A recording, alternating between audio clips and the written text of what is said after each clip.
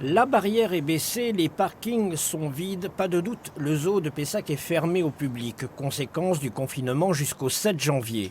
Mais à l'intérieur, l'activité se poursuit sans relâche. Bruno, le plus ancien des 12 salariés, est aux petits soins avec les girafes, mère et fille. 21 ans la machine. Quotidiennement, il leur faut à peu près 60 kg à manger par jour. Pour les girafes. Pour les girafes uniquement, sans compter les granulés, qu'il leur faut matin et soir. Plus les nettoyer leur bâtiment. Vérifier la température. Aujourd'hui, on a à peu près 9-10 degrés. C'est parfait, on peut les sortir. Le zoo, c'est plus de 250 animaux de la faune sauvage pour lesquels il faut aussi entretenir les espaces de vie sur 5 hectares. Fabrice est à la tâche pour enlever 3 remorques de feuilles. Ah, c'est la saison, hein. On est bien obligé de faire l'entretien du parc et toutes les bricoles qu'il y a à faire en termes techniques à l'intérieur.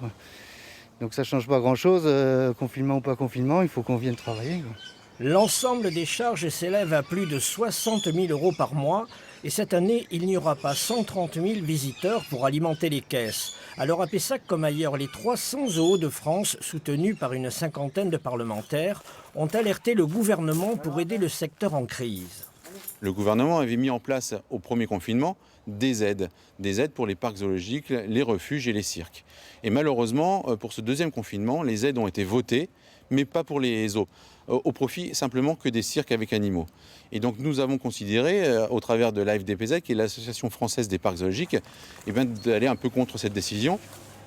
En attendant, une lueur d'espoir, 2 lodges sont proposés à la location dès le 15 décembre. Vous les réservez pour Noël? Sous le regard d'un jaguar et d'un tigre blanc.